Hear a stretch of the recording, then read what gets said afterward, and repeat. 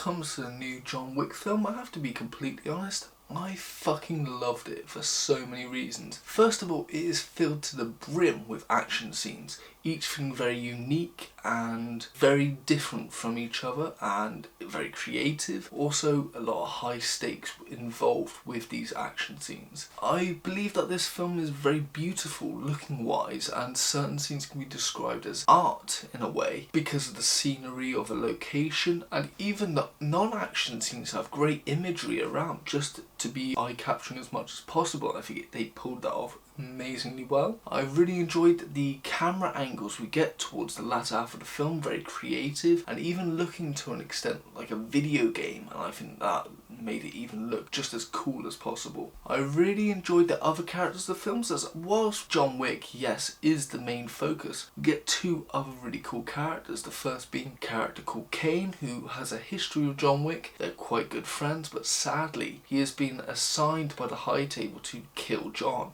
And he really doesn't want to do this, but he has somewhat been forced into it. And so we're seeing characters who really like each other having to attack each other, and neither one wants to kill the other, but because of the High Table they kind of have to. And it's because of this we really get to know Kane and somewhat really like him. And so you really don't want to see John win just on the demise of Kane and vice versa. So that, I think that really added to the film as well. Then we get another character called Mr. Nobody, a bounty hunter who is far from his title. He is a really interesting character, somewhat reminding me of Halle Berry's character in John Wick 3, mainly because of the dog scenario, the dog helping him with the assassinations. There's many differences between these two characters, but the one that most sticks out is that he is wanting to kill John, but for the right price. And it's a shame as that he is a great character, and it would be nice if they actually properly teamed up instead of going after each other for money, but still made a very cool character. The film has great amounts of humour, whether it being John being hit by cars, or he is throwing his enemies into traffic, or somewhat diverting them into cars.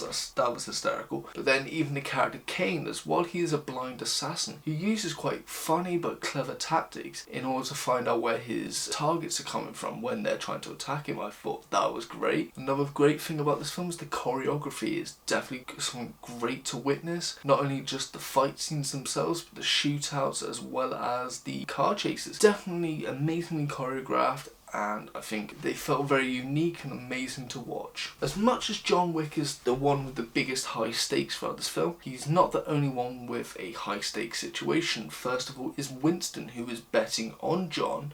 He's betting his entire livelihood and his life on John succeeding, so he is in a high stakes situation. Not only that, but we also have the antagonist who is riding on the death of John Wick, and if he cannot get that, then he has failed, and the High Table will definitely take action on that failure. And that is why he is throwing so many obstacles towards John, because he really wants to evade that particular consequence and the fact of losing to one man. We also have the character Kane. He's got the high stakes of having to kill his best friend. He doesn't want to, but if he doesn't, then the High Table will take a life if he fails this assignment, so he really doesn't want to fail on this side. And then we have the character of Mr. Nobody, who he himself is adding to the stake by making the High Table increase the bounty to a higher number that he wants. But sadly, because of that, he is having to fight off other assassins to get at John Wick, and so he is inevitably increasing the stakes for John, but himself as well. I really enjoyed seeing John Wick using melee weapons, such as nunchucks, but also I enjoyed seeing him using a variety of weapons other than just a pistol, such as a shotgun or assault rifle. It really adds to the humour, but also the intensity we get of John Wick when being put in certain situations like this. And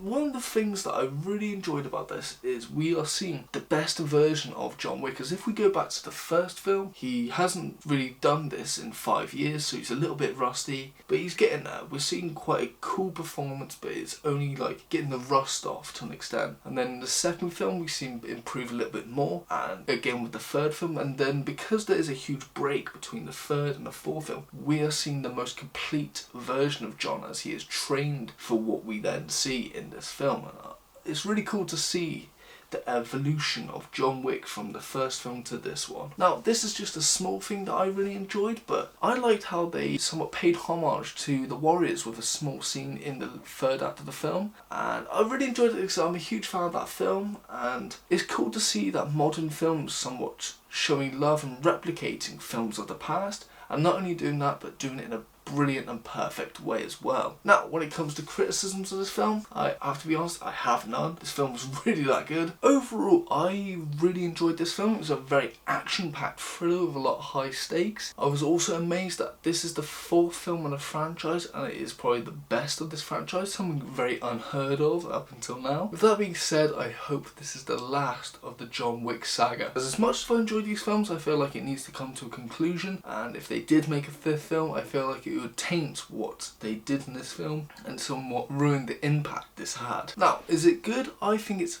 fucking fantastic. Rating wise is a 9.5 out of 10. Recommendations, obviously I recommend the first 3 John Wick films. I also recommend similar films, somewhat copycatted versions of John Wick, but not in a bad way. The film Nobody, which I always saw as a comedic John Wick, and then The Atomic Blonde, which is basically if John Wick was a woman in the past. Not only that, but that film is also created by the same people who made John Wick, so definitely check that out. Now, for films about assassins, I 100% recommend the Bourne franchise, but specifically the first 3, as to me they are the best, that being Identity, Supremacy and Ultimatum. Another film which I recommend, but if we're comparing it to this film, it definitely lacks, that film being Extraction. It is a great action film, and like this film we have 2 characters who are on the opposite sides of each other, but both being very skillful, and you kind of just want to see these 2 team together rather than one of them getting the upper hand, at least from my perspective. Now, my last recommendations, because of the recent passing of Lance Reddick, I obviously recommend his entire catalogue, but 3 specific things. The first being his best role in my eyes, that being The Wire, where he played Lieutenant Daniels, did a perfect job. He also continued to do shows like Fringe, which I think he did great at, but also Bosch, and then obviously this film, which it's a shame as I felt like he had a bit of a smaller role in this film than he did in the previous ones, but he'll be coming back in a new film somewhat linked to the franchise called Ballerina. Hope it does well. Rest in peace, Lance Reddick. Those are my recommendations. This has been my review for John Wick 4. Thank you for watching. If you have enjoyed, please like and subscribe. And as always, thank you and have a good day.